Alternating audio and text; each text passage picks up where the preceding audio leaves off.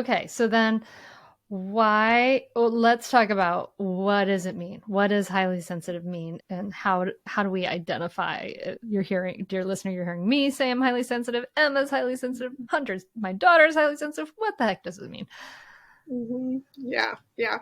So the term highly sensitive person was coined by the psychologist named Elaine Aron, and she has a few different criteria that she uses to like really specifically define it. So I'll talk a little bit about how Elaine Aron, the psychologist, defines it. And I also think of it as just generally being emotionally sensitive, right? Meaning that when you feel your emotions, you feel them really intensely and really acutely, right? They come up really fast and strong.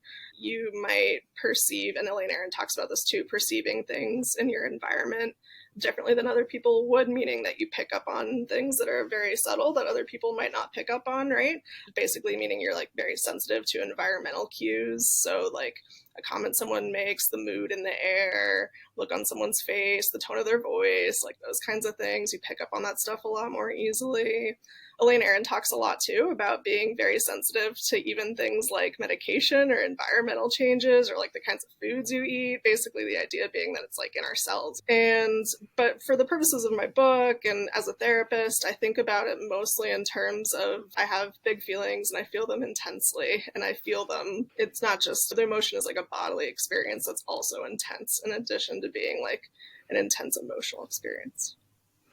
Yeah, yeah, I can completely relate to that. That's the whole reason why I turned to mindfulness. I was like desperate Mm-hmm. for some relief from Yeah. the like roller coaster that I was on. Yep. Yep. Yeah. Yeah, Okay. yeah, and CBT was specifically designed for that, for sure. Y- Yeah, yeah. And so you probably identified yourself as some way highly sensitive by the time you're a teen. You let's just to wrap up the missing pieces of your story, what you dove into this work, I assume, because that sort of like quest for self-understanding, I imagine.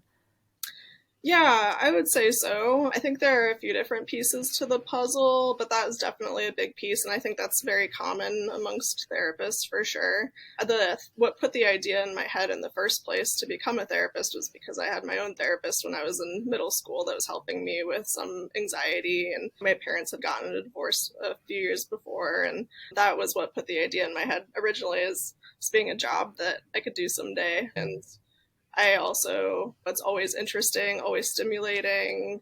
The obviously the gratification from helping people. There are a lot of positive things about it, but yeah, over the years, as I've learned more from my work with people and just continued training as a therapist, I've definitely learned more and more about regulating emotions and making. I like to say making friends with your emotions. Yeah.